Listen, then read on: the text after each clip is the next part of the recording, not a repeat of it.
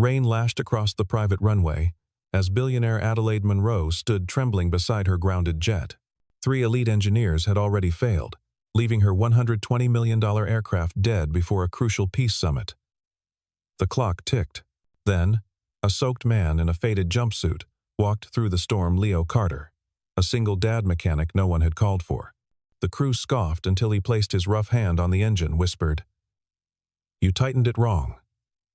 And the impossible began. What happens when the man everyone mocked becomes the only one who can save a billionaire's empire and her heart?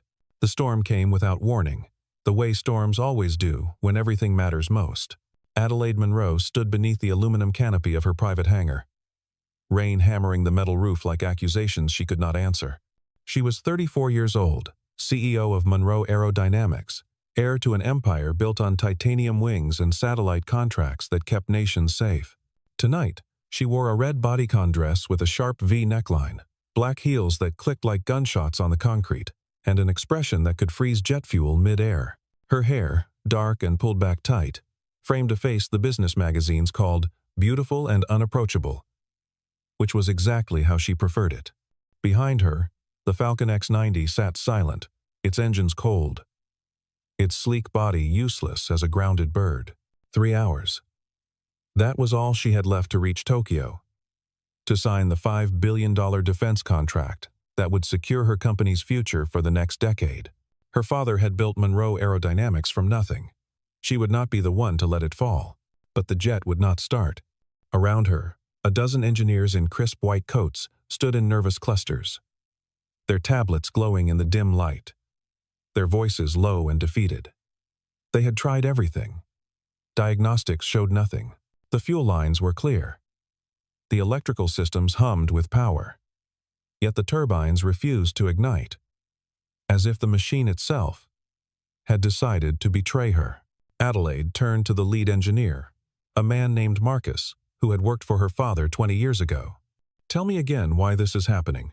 Marcus hesitated. "Ma'am, we've run every test. The systems are perfect. It's like something we can't see is wrong." "Then find what you can't see," Adelaide said, her voice sharp as wind over metal. "I don't pay you to tell me what's impossible." But even as she said it, she felt the fear rising in her chest, cold and familiar. Failure. The same failure that had taken Daniel, her fiancé, 3 years ago in a test flight over Nevada. The same failure that had taught her never to trust machines or people completely. An older man in a maintenance uniform approached, his face weathered and kind.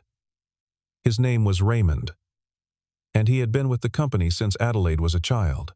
"Miss Monroe," he said quietly, "there's someone I know, a man who once fixed a Raptor engine by hand when every computer said it was gone."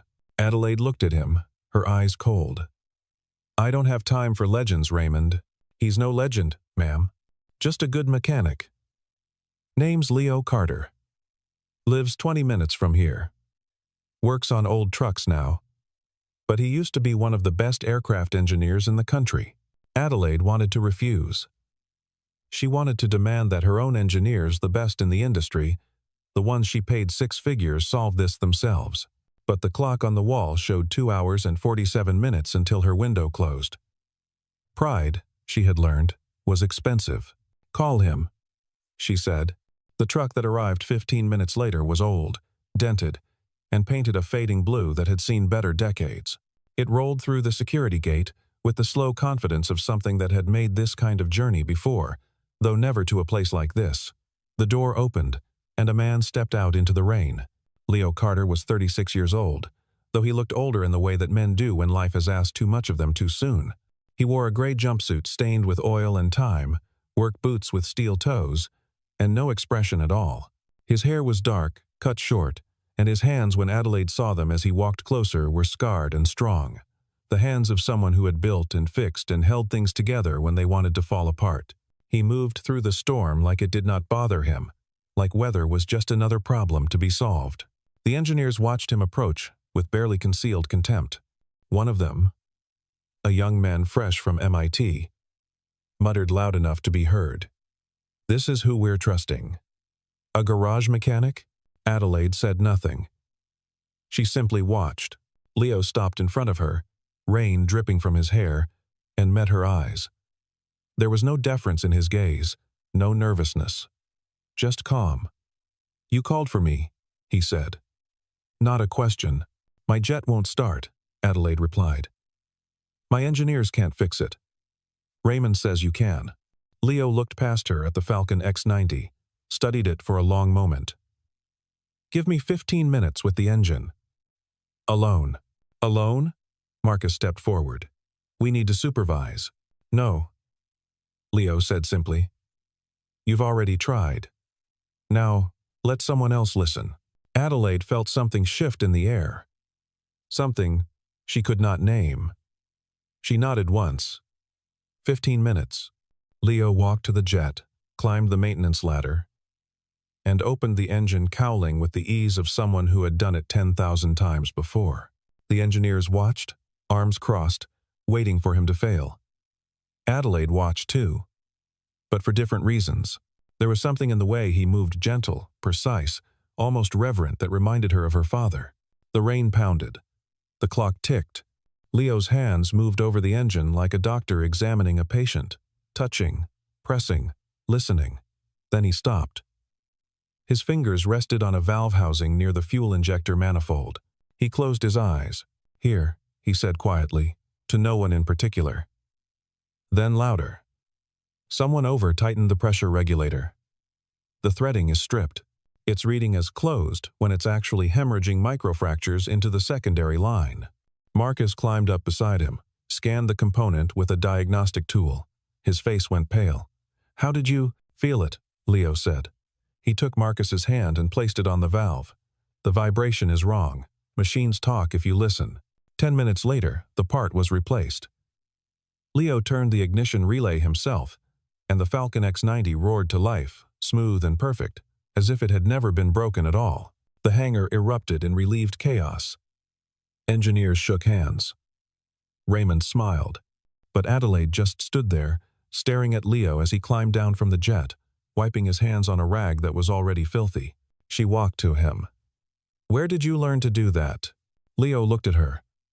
And, for the first time, something flickered in his eyes. Pain, maybe. Or memory. "I learned by losing everything that mattered," he said. Then he turned and walked back toward his truck. "Wait." Adelaide's voice stopped him. "I need someone like you. I have a project, the Phoenix engine. It's classified, high stakes, and every engineer I have is too by the book to see what's really wrong. I'll pay you 3 times what you make now." Leo did not turn around. "I don't work in aerospace anymore." "Why not?" The silence stretched. Rain filled it. Finally, Leo spoke, his voice low. "Because the last time I trusted the industry, it killed my wife." Adelaide felt the words like a blade, but she pressed on. "Then help me make sure it doesn't kill anyone else." Leo stopped walking. For a long moment, he stood in the rain, shoulders tense, hands clenched. Then, he looked back at her. "I have a daughter, 7 years old. Her name is Bonnie. She loves airplanes more than anything in the world. If I do this, I do it for her. Not for you." Adelaide nodded. "Fair enough. 1 month," Leo said. "Then I'm gone." 1 month, Adelaide agreed. As his truck disappeared into the storm, Adelaide realized she was smiling a real smile, small and unfamiliar for the first time in 3 years. The next morning, Leo Carter walked through the glass doors of Monroe Aerodynamics headquarters, and the world tilted slightly on its axis. He wore the same jumpsuit, carried a worn leather tool bag, and looked entirely out of place among the marble floors and chrome fixtures. Employees in tailored suits stared as he passed. Whispers followed him like a wake. Adelaide met him in the lobby, dressed now in a charcoal blazer and white blouse, all business. "Follow me," she said, and led him through security, past conference rooms filled with men in ties, down an elevator that required a fingerprint scan, and into a massive underground facility that looked like something from a science fiction film. The Phoenix engine sat in the center of the room, massive and gleaming. A prototype turbine designed to revolutionize aerospace propulsion. It was beautiful in the way that only engineered things can be: clean lines, perfect angles, the promise of speed and power contained in metal and mathematics. "This," Adelaide said, "is what I need you to fix."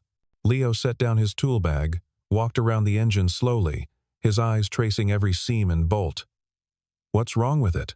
"It overheats. We've redesigned the cooling system 4 times. Nothing works." Leo knelt beside the turbine, ran his hand along the intake manifold. "You're designing it wrong."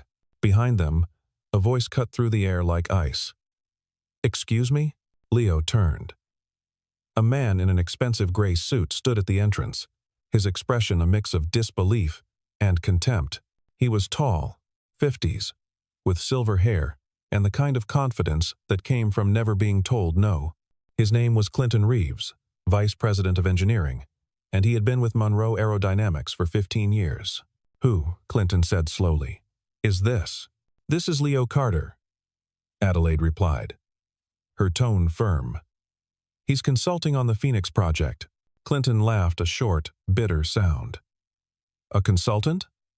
"Adelaide, this man looks like he fixes lawn mowers. We have 80 engineers with advanced degrees working on this engine, and yet it still doesn't work," Leo said quietly, standing. He met Clinton's gaze without flinching. "Maybe your 80 engineers are looking at the wrong problem." "I don't think." "Clinton." Adelaide's voice was steel. "Leo stays. That's final." For a moment, the two men stared at each other, and Adelaide saw something she did not like in Clinton's eyes, something cold and calculating. But he smiled, nodded, and walked away. Over the next 2 weeks, Leo worked on the Phoenix engine 18 hours a day.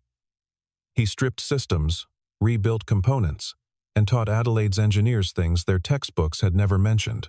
At first, they resisted. But slowly, as the engine began to perform beyond specifications, they started to listen. Adelaide watched from the observation deck, her laptop open, her mind supposedly focused on contracts and board meetings. But more often than not, she found herself watching Leo, the way he moved, the way he explained things with patience her own engineers lacked, the way he smiled rarely, but genuinely. When something finally worked, one evening, after everyone else had gone home, Adelaide descended to the engine room. Leo was still there, his hands deep in the turbine housing, grease on his forearms. "You should go home," she said. "Almost done." He adjusted something inside, listening. "You should too. I own the building. I can stay as long as I want." Leo smiled faintly. "Fair point." Adelaide stepped closer, looked at the engine. "Can I ask you something?" "Depends on the question. You said the industry killed your wife. What happened?" Leo's hands stopped moving. He was quiet for so long that Adelaide thought he would not answer. Then he pulled his arms from the engine, wiped them on a rag, and sat down on the floor, his back against a workbench. "Her name was Rachel," he said. "We worked together at AirTech, a aerospace contractor. She was a systems analyst. I was lead engineer. We were developing a new turbine design revolutionary, they called it. But I knew something was wrong. The metal fatigue tests showed microfractures, but management pushed us to move forward anyway. Deadlines, they said. Contracts." He looked up at Adelaide. "I trusted them. I signed off on the design." Adelaide felt her chest tighten. The prototype was installed in a test aircraft. Rachel was on the ground, monitoring data. When the engine failed at altitude, debris came down half a mile wide. A piece of turbine blade hit the observation area. She died instantly. They blamed pilot error," Leo continued, his voice flat, "covered it up, paid settlements. I tried to fight it, but they had lawyers and money and influence. So I walked away. Sold everything, moved to a small house where I could raise Bonnie, and never have to see another aircraft factory again." He looked at Adelaide. Until now, Adelaide sat down beside him, something she would never normally do. For a long moment, neither spoke. Then she said quietly, "I lost someone too. Daniel. My fiancé. He was test flying a new navigation system when the controls failed. They said it was user error, but I read the black box data myself. It wasn't." She paused. "I kept the company because I thought if I was in charge, I could make sure it never happened again. But some days I think I'm just building the same machines that killed him." Leo looked at her, and his eyes were kind. "Machines don't kill people. Greed does. Shortcuts do. Arrogance does." He stood, offered her his hand. "But if you're willing to listen, really listen, then maybe we can build something different." Adelaide took his hand, let him pull her to her feet. Their eyes met, and for a moment, something unspoken passed between them. Then Leo released her hand and turned back to the engine. "Let me show you something," he said. He guided her hand to the turbine casing, placed her palm flat against the metal. "Close your eyes. Feel that?" Adelaide closed her eyes. At first, she felt nothing. Then, slowly, she became aware of a rhythm, a faint vibration, steady and strong, like a heartbeat. "That's the engine breathing," Leo said softly. "Every machine has a rhythm. If you learn to feel it, you'll know when something's wrong before any computer does." Adelaide opened her eyes, found Leo watching her. "You really love this, don't you?" "The work. I love things that can be fixed," Leo said. "It's people that scare me," Adelaide smiled. A real smile. "Me too." That night, when Adelaide finally went home to her empty penthouse, she found herself thinking not about contracts or board meetings, but about the sound of Leo's voice. When he talked about machines, gentle, patient, like he was talking about living things. She thought about his daughter, Bonnie, who she had never met but already knew loved airplanes. And she thought about the way her hand had felt against the engine, learning to listen for a heartbeat. She fell asleep, still feeling the vibration. The Phoenix engine test was scheduled for a Thursday morning in late October. The observation deck was packed with engineers, investors, and board members, all waiting to see if Adelaide Monroe's billion-dollar gamble would pay off. Clinton Reeves stood near the front, his expression carefully neutral, his hands clasped behind his back. In the test chamber below, Leo made final adjustments while Adelaide watched from the control room, her heart pounding harder than it should. This was just a test, just data, but it felt like more. "Ignition in 30 seconds, the lead technician announced. Leo stepped back from the engine, gave a thumbs up to the camera. Adelaide pressed the intercom button. "Ready? Ready." Leo's voice crackled back. 10 seconds. The countdown began. Adelaide's hands gripped the edge of the console. 5, 4, 3, 2. The engine roared to life. For 3 perfect seconds, the Phoenix engine ran flawlessly, temperature stable, output exceeding projections, every gauge in the green. Then, without warning, the pressure spiked. Alarms screamed. Fire erupted from the exhaust ports. "Shut it down," Adelaide shouted. Technicians scrambled. The engine died, but not before a small explosion rocked the test chamber, sending smoke billowing against the reinforced glass. In the chaos, Adelaide saw Leo on the monitors, stumbling back, his arm raised against the heat. "Get him out," she screamed, and then she was running, out of the control room, down the stairs, through security doors that opened too slowly. Her heels hit the floor like hammers. She burst into the test chamber just as Leo emerged from the smoke, coughing but alive. "Are you hurt?"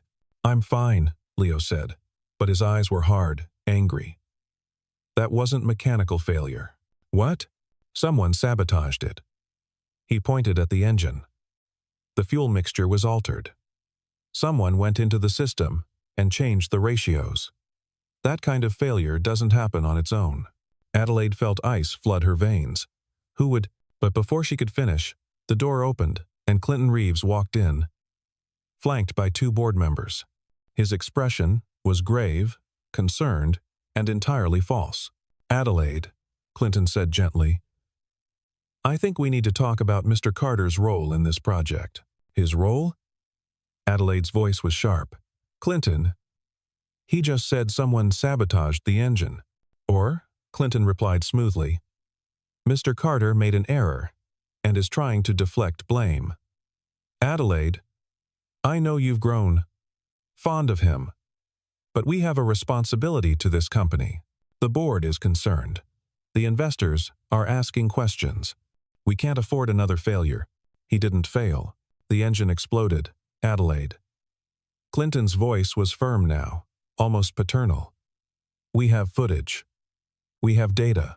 And we have a mechanic with no formal credentials who convinced you to let him lead a billion-dollar project. I'm sorry, but the board is voting to remove him. Effective. Immediately. Adelaide looked at Leo, whose expression had gone carefully blank. Then she looked at the board members, at Clinton's too perfect concern, and understood. Get out, she said quietly. Adelaide, get out. Her voice echoed through the chamber. All of you. Now. They left. Only Leo remained. You should let me go, Leo said softly. It'll be easier for you. Easier? Adelaide laughed. A broken sound. You think I care about easier? You care about the company. Your father's legacy. You're the only person in this building I trust, Adelaide interrupted. She stepped closer to him, her eyes fierce. I don't know how to prove you're right, but I know you are. So we're going to find out who did this, and we're going to make them answer for it. Leo looked at her for a long moment. Then he nodded. We'll need to start with the server logs. Whoever altered the fuel mixture had to access the control system directly. Then let's go. But as they turned to leave, Adelaide's phone buzzed. A message from the head of PR. News broke. Monroe Aerodynamics hires backyard mechanic. Nearly kills billion-dollar engine. Investors demanding answers. Adelaide read it, then showed Leo. He said nothing, just picked up his tool bag and walked toward the door. Where are you going? Adelaide called after him. Leo stopped, but did not turn around.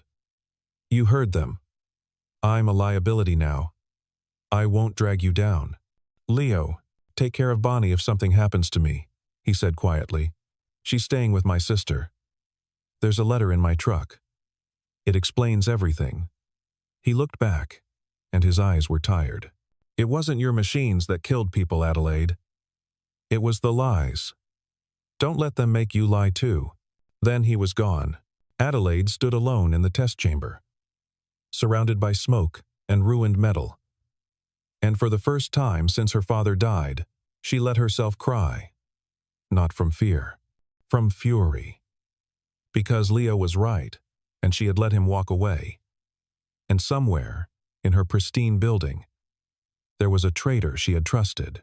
She dried her eyes, straightened her blazer, and walked back to her office with murder in her heart. The next 72 hours were the longest of Adelaide's life. The media tore into her company. Investors threatened to pull funding. The board called emergency meetings where Clinton Reeves played the concerned executive, suggesting damage control measures that all conveniently pointed blame at Leo Carter. But Adelaide did not sleep. Instead, she sat in her office with her head of security, a quiet woman named Victoria, who had worked in military intelligence before retiring to the private sector, and together they went through every server log, every access record, every security camera feed from the week before the test. There, Victoria said on the third night, pointing at a timestamp. Someone accessed the Phoenix control system remotely at 2:37 a.m., 3 days before the test. Used an admin credential. Whose? Victoria pulled up the access logs.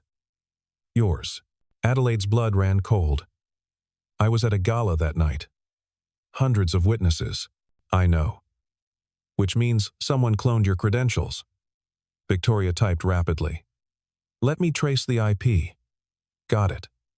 The access came from inside the building. Specifically, from the executive wing.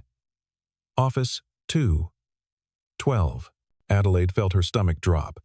That's Clinton's office. Yes, ma'am. For a moment, Adelaide could not breathe. Clinton Reeves, her father's friend, the man who had been with the company since before she was born, the man who had comforted her at Daniel's funeral. Why? She whispered. Victoria pulled up another file. I did some digging. Clinton's been in contact with a Chinese aerospace firm called DragTech. They've been trying to acquire our Phoenix technology for 18 months. We refused. But if our program fails... She looked at Adelaide.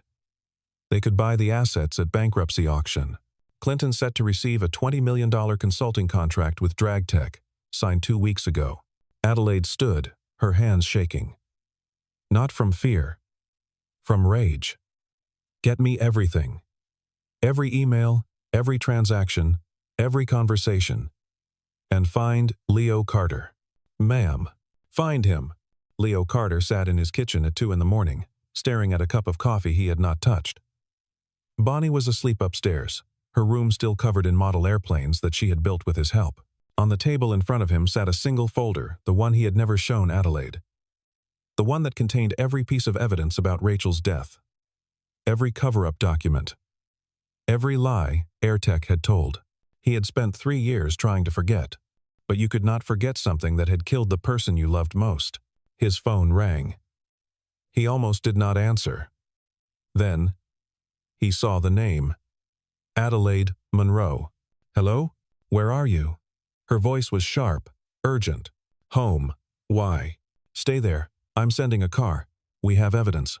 Evidence of what? Everything. There was a pause. Leo. You were right. It was sabotage.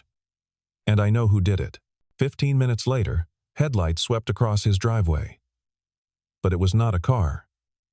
It was Adelaide herself, driving a black SUV, still wearing the same clothes she had worn 3 days ago. She looked exhausted and furious and beautiful. Leo climbed into the passenger seat. So do you. She handed him a tablet. Read. Leo scrolled through the files, the access logs, the DragTech contract, the emails between Clinton and Chinese operatives. His hands tightened on the tablet. He was going to destroy your company. He was going to destroy you first, Adelaide said. Make it look like your fault so no one would investigate further. Then he'd push the board to sell the assets. She looked at him. I'm sorry. I should have believed you from the beginning. You did believe me. You just had to prove it. Adelaide smiled faintly. I need your help. The board meets in 6 hours. I'm going to expose him, but I need someone who understands the technical side. Someone who can explain how the sabotage worked. You want me to walk into a room full of executives who think I nearly killed your company? Yes. Adelaide's eyes were fierce. Because you're the one who saved it.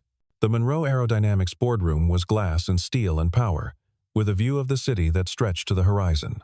At 9 a.m., 14 board members sat around the oval table, along with Clinton Reeves, who looked calm and professional in his charcoal suit. Adelaide stood at the head of the table. Beside her, in his cleanest jumpsuit, and still looking entirely out of place, stood Leo Carter. Clinton's eyes narrowed. Adelaide, what is he doing here? He's here to tell the truth, Adelaide said. She opened her laptop, and the screen behind her lit up with data.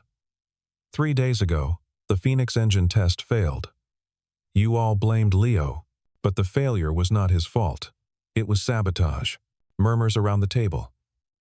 Clinton leaned back in his chair. Adelaide, we've been over this. Mr. Carter made mistakes. No. Adelaide's voice cut through the room like a blade. You made mistakes. Starting with thinking I wouldn't notice you sold us out. She clicked a button, and the screen filled with emails. Clinton's emails. Time-stamped and damning. Conversations with DragTech. Negotiations for technology transfer. Plans to bankrupt Monroe Aerodynamics and sell the Phoenix patents to foreign competitors. The room erupted. Board members shouted questions. Clinton stood, his face pale. This is fabricated. Adelaide, you're not thinking clearly. Sit down, Adelaide said, her voice like iron. Leo, explain how he did it. Leo stepped forward, and suddenly the room quieted. He pointed at the screen, now showing technical schematics. The Phoenix engine uses a closed-loop fuel management system to cause the kind of failure we saw. Someone had to remotely access the control software and alter the fuel-air mixture to create an overpressure condition that requires admin credentials and detailed knowledge of the engine architecture. He looked at Clinton. You had both. This is absurd. We have your access logs, Adelaide said. 2:37 a.m., 3 days before the test, from your office computer. You logged in using my credentials, which you cloned 6 months ago, when you convinced me to let you borrow my laptop for a presentation. Then you altered the fuel ratios just enough to cause a catastrophic failure. Clinton's face had gone from pale to gray. You can't prove. Actually, Victoria spoke from the doorway, holding a different tablet. We can. Your office computer is monitored by security software. We have keystroke logs showing exactly what commands you entered.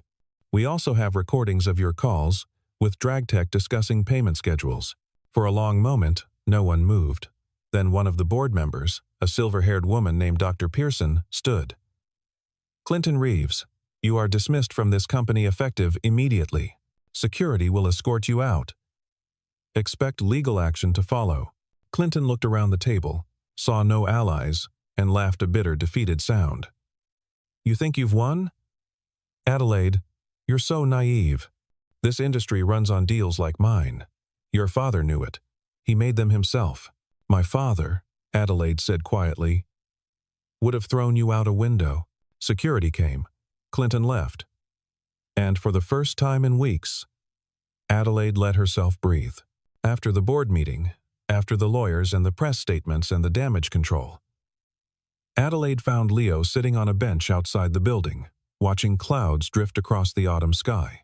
She sat beside him. Neither spoke for a while. Finally, Leo said, "There's something I need to tell you." What? When Rachel died. I found out later that your company was an investor in AirTech. You, personally. I saw your name on the shareholder documents. He looked at her. I almost walked away the moment I found out. I thought you were part of it. Adelaide felt her heart stop. Leo, but then I did some digging, Leo continued. After Rachel's death, you spent 2 years investigating AirTech. You hired forensic engineers. You filed complaints with the FAA. You used your own money to fund a legal case for the victims' families, including mine. He turned to her, his eyes bright. You gave us $600,000, anonymously. It paid for Bonnie's future. I never knew it was you. Adelaide felt tears on her face. It wasn't enough. It could never be enough. You didn't kill her, Adelaide. You tried to get justice for her. Leo's voice cracked. You didn't have to do that. But you did anyway. Because you're not like them. You never were. Adelaide reached for his hand, held it tight. I don't know how to do this, she whispered. Trust someone. Let someone in. Neither do I, Leo said. But maybe we can figure it out together. They sat there as the sun set. 2 broken people holding each other's hands. And for the first time in years, neither felt quite so alone. The final test of the Phoenix engine took place 3 weeks later. This time, there were no board members, no investors, no media, just Adelaide and Leo and a handful of engineers who had learned to listen to the machines the way Leo taught them. The engine sat in the test chamber, rebuilt, recalibrated. Perfect. Leo made the final checks while Adelaide watched from the control room. Her heart steady this time. She trusted him. That was enough. Ready? She said through the intercom. Ready, Leo replied. The countdown began. The engine roared to life. And this time, it ran flawlessly smooth, powerful, beautiful, temperature stable, output exceeding every projection. The turbine sang like a living thing. Adelaide pressed the intercom again, her voice breaking. We did it. No, Leo said, looking up at the camera, smiling that rare, genuine smile. You did it. You believed when no one else would. In the observation deck, Bonnie Carter pressed her face against the glass, her eyes wide with wonder. Dad's engine is singing, she said. Adelaide walked down to the test chamber, and when Leo emerged, covered in grease and exhausted and happy, she did something she had not planned. She hugged him, just held him, there in front of everyone, and did not care who saw. Thank you, she whispered. For what? For fixing more than just the engine. That evening, Monroe Aerodynamics held a small ceremony, not a gala. Just a gathering of the people who had worked on the Phoenix project. Adelaide stood at a simple podium and spoke without notes.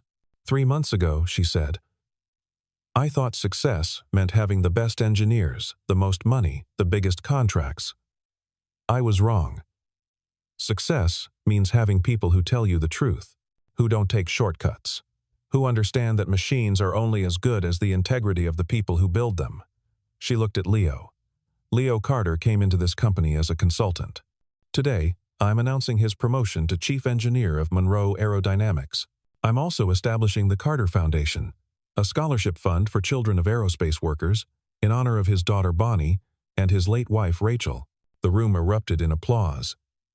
Leo stood, stunned, as Bonnie jumped up and down beside him.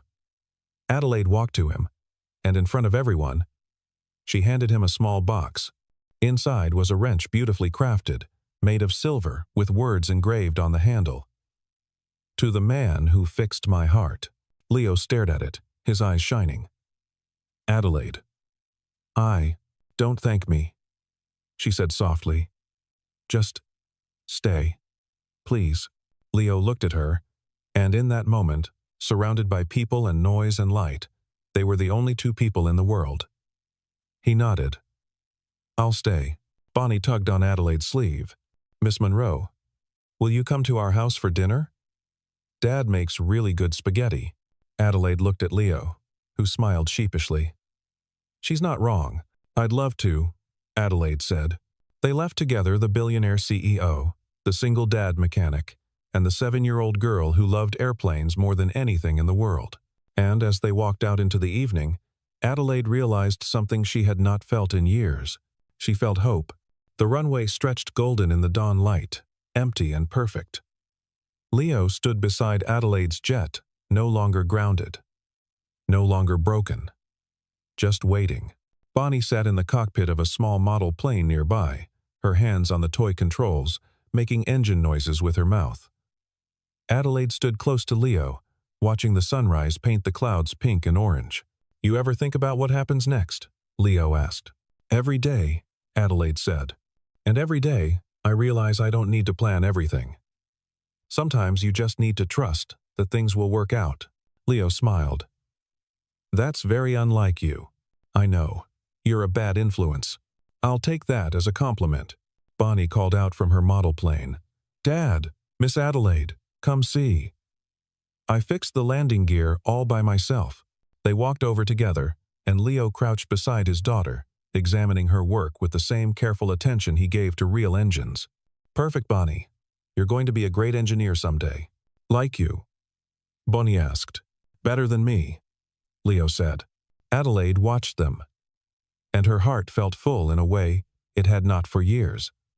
These were her people now. This strange, imperfect family that had built itself from broken pieces. Leo stood, looked at Adelaide. What do you say we take the jet up? Just a short flight. Show Bonnie what the Phoenix engine can really do. Adelaide smiled. I think that's the best idea you've had all week. They boarded the Falcon X-90 together, the three of them, and as the engines roared to life smooth and powerful and perfect, Adelaide realized that Leo had been right all along. Machines were not just metal and engineering. They were trust made tangible. They were the sum of every person who believed in them. The jet lifted off, and through the cockpit window, Adelaide saw the world spread out below, vast and complicated and beautiful. Beside her, Leo's hand found hers, and she held it tight. You know what I learned from you? She said over the engine noise. What? That some things are worth fixing. Not because they're broken, but because they're worth saving. Leo smiled. I learned that from you too. The jet climbed higher, into the golden light, carrying them forward into whatever came next. And for the first time in her life, Adelaide Monroe did not fear the future. She welcomed it. Below, the runway grew smaller, and the world opened wide, full of second chances and new beginnings, and the quiet promise that broken things, engines, hearts, lives could always be made whole again if someone cared enough to try. The man who had fixed a billionaire's jet had done something far more impossible. He had taught her how to hope again. And in return, she had given him a reason to believe the world could still be good. They flew on, together, into the light.